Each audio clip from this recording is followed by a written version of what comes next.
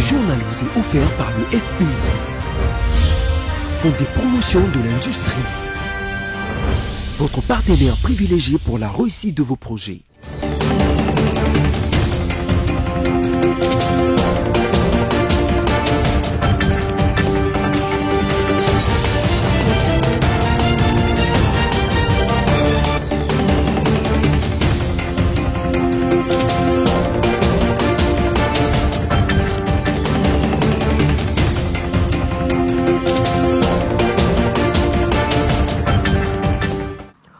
Mesdames, Messieurs, bonsoir et bienvenue dans ce nouveau numéro de votre journal. Tout de suite, les sommaires.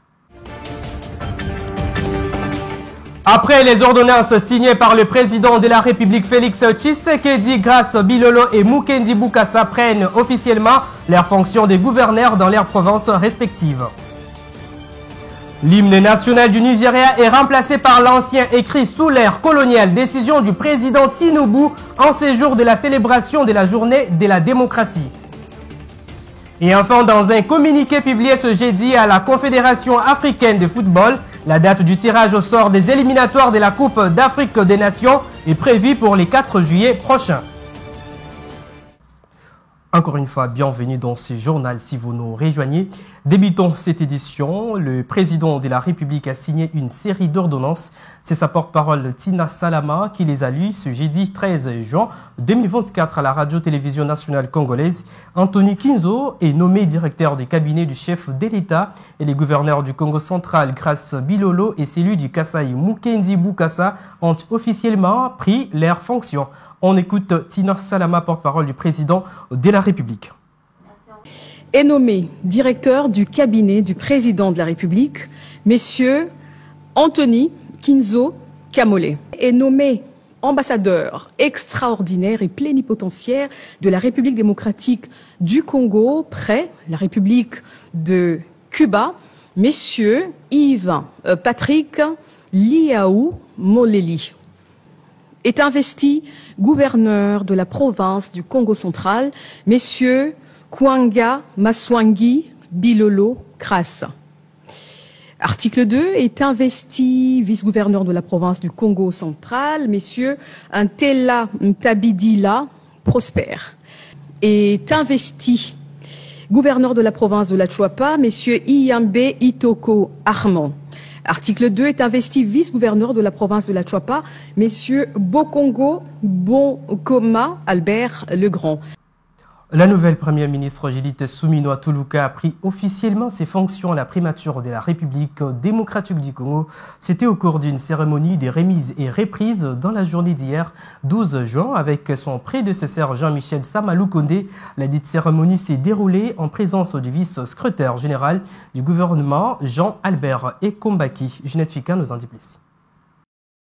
Arrivée à la primature vers 14h, heure de Kinshasa, la première ministre femme de la République démocratique du Congo, Judith Suminwa, a été accueillie par le premier ministre sortant, Jean-Michel Samalou Kondé. Après les honneurs, la nouvelle locataire de la primature a visité chacun des bureaux de ses bâtiments. Durant cette ronde, Judith Suminwa a tout d'abord découvert son portrait, le portrait de la seule femme première ministre avant d'être accompagnée par son prédécesseur au jardin du premier ministre pour le vernissage de son buste.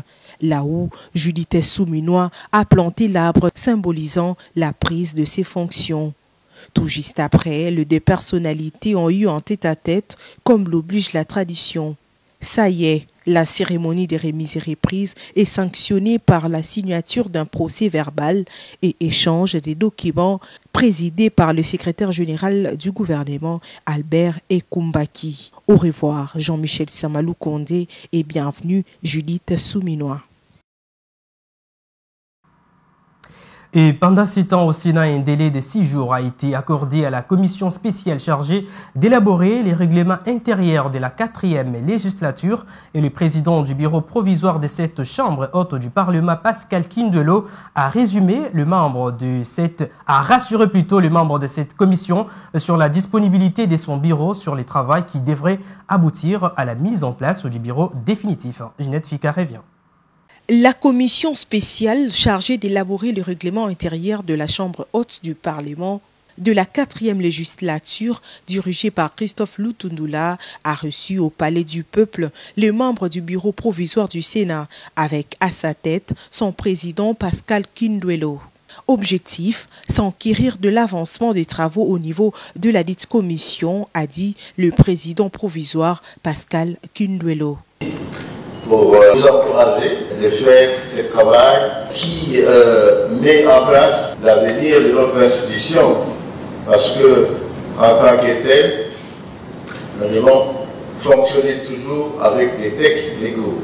Nous vous assurons aussi que nous sommes à votre disposition pour toute éventualité ou pour tout besoin pour vous permettre de bien avancer dans vos travaux. Rappelons cependant que l'Assemblée plénière avait accordé à cette commission un délai de 6 jours pour produire un travail de qualité, en ressortir parmi les dispositions de ces règlements intérieurs des amendements.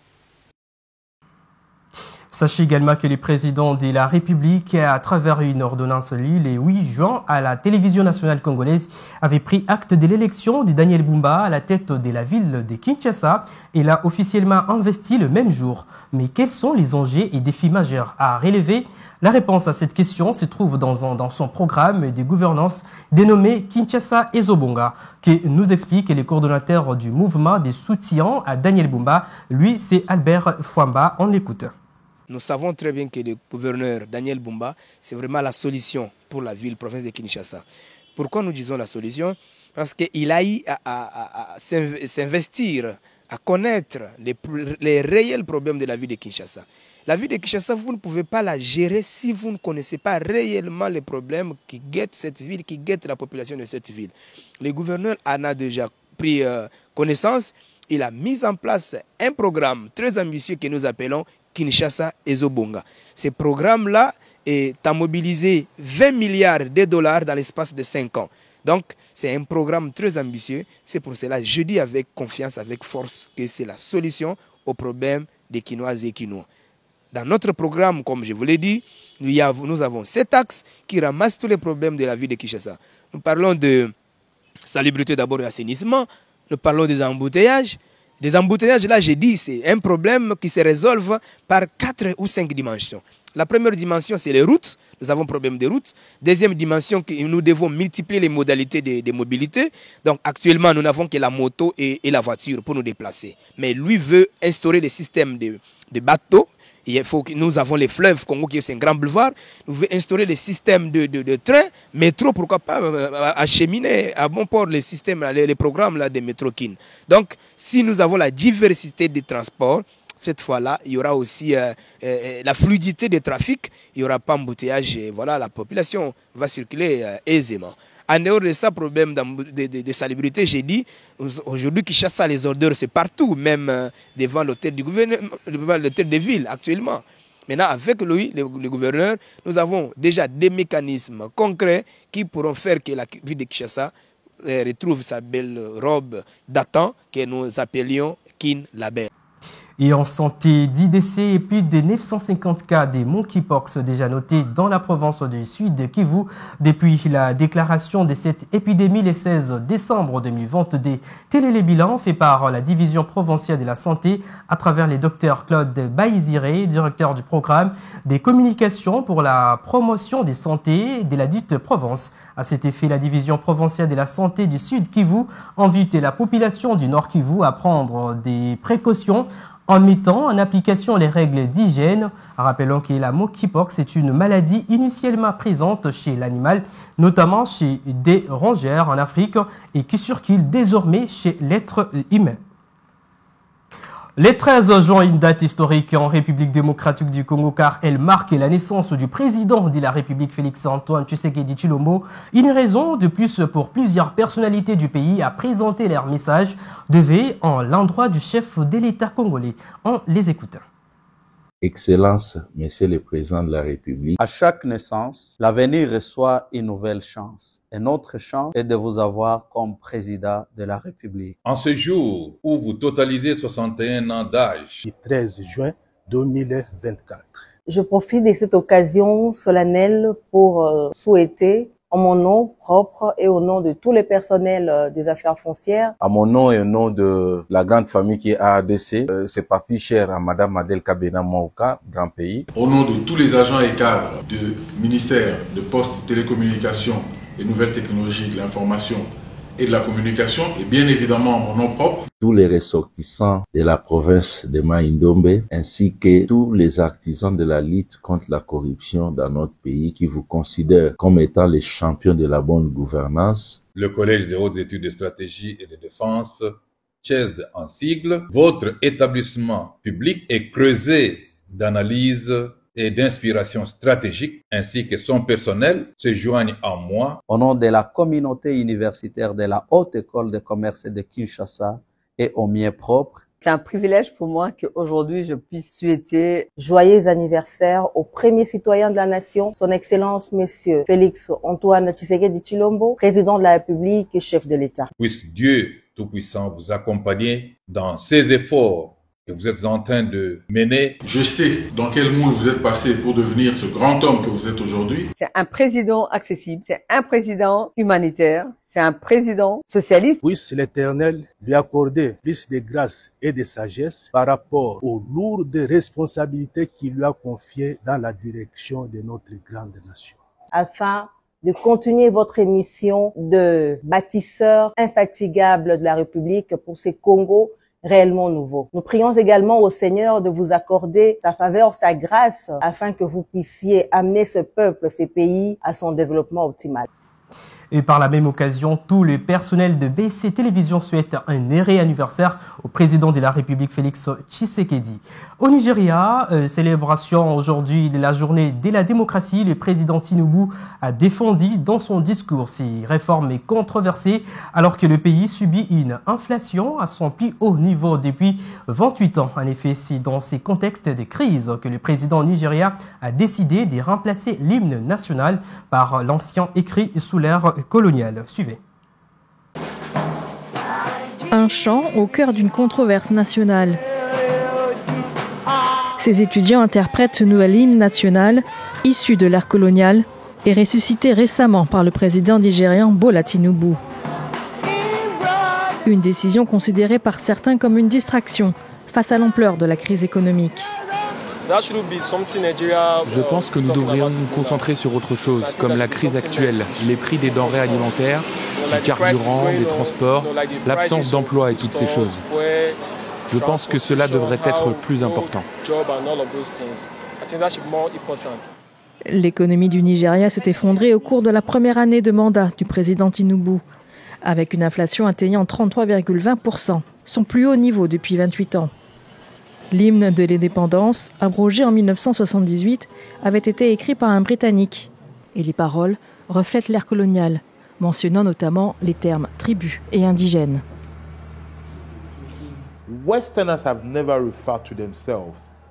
Les Occidentaux ne sont jamais qualifiés de tribus ou d'indigènes. Ils ont toujours utilisé ces termes pour désigner d'autres personnes. Pour se qualifier, ils utilisent d'autres expressions. Les Britanniques utilisent Briton, ils utilisent le nom de ceux qu'ils sont, sans jamais les appeler natifs. Donc c'est un langage condescendant qui était réservé aux colonies. C'est un langage impérialiste et il est dommage que nous l'adoptions. Le retour de cet hymne a également suscité de la confusion sur le plan international. Avant un match de qualification de football, le Bénin avait joué l'ancien hymne national nigérian, provoquant ainsi la colère de la Fédération nigériane de football. Et ouvrant une page sportive, l'AS Club a validé son billet pour la finale de la 58e édition de la Coupe du Congo de football en battant les FC Chicas le mercredi sur le score de 2-1. La rencontre a eu lieu au stade Tata Raphaël de Kinshasa. Isaac Bopima. C'était à l'occasion de la deuxième demi-finale de la 58e Coupe du Congo de football qui se jouait le mercredi 12 juin au stade Tata Raphaël que l'AS Club de Kinshasa s'est défaite du FC Tshisekedi Kasalu de Mbuji-Mayi, chef-lieu de la province du Kasaï oriental, par une note serrée de 2-1. Les Dauphins Noirs ont validé leur billet qualificatif pour la finale à la faveur de ces deux réalisations dont la première est enregistrée à la 30e minute grâce à Héritier Imana Loté. Attention la frappe! Zigida Imana Loté! La deuxième réalisation est intervenue grâce au pénalty de Junior Ngoma joué à la 49e minute. Allez, Ngoma face au gardien de but. Des Chicas, c'est bien logé, le deuxième but de Vita Club. La formation des Chicas que l'on a découverte pour la première fois dans la capitale dans cette compétition a juste sauvé son honneur par l'entremise de Chilengi Kasalu. Une première expérience qui a permis à Chicas d'acquérir beaucoup d'enseignements comme représentant de la province du Kasaï oriental où le football est en perte de vitesse depuis la descente aux enfers de tous les cadors de Mbujimaï à l'instar de Sa Majesté Sanga Balende. Avec le supporter de Vita Club, ils sont si déterminés. La date du tirage au sort des éliminatoires de la Coupe d'Afrique des Nations 2025 est fixée. C'est dans un communiqué publié ce jeudi par la Confédération africaine de football que cette instance du football africain a annoncé que ce tirage au sort aura lieu le 4 juillet prochain à Johannesburg à 12h30 temps universel. Les 48 nations seront réparties en 12 groupes des 4 équipes. Sachez aussi que ces éliminatoires débuteront en septembre prochain. Mesdames et messieurs, ce journal touche à sa fin avant tous les rappels des principaux titres. Après les ordonnances signées par le président de la République, Grace Bilolo et Mukendi Bukasa prennent officiellement leurs fonctions de gouverneur dans leurs provinces respectives. L'hymne national du Nigeria est remplacé par l'ancien écrit sous l'ère coloniale, décision du président Tinubu en ces jours de la célébration de la journée de la démocratie. Et enfin, dans un communiqué publié ce jeudi par la Confédération africaine de football, la date du tirage au sort des éliminatoires de la Coupe d'Afrique des Nations est prévue pour les 4 juillet prochains. Ce journal est complètement terminé. Merci de votre fidélité. Au revoir et à la prochaine.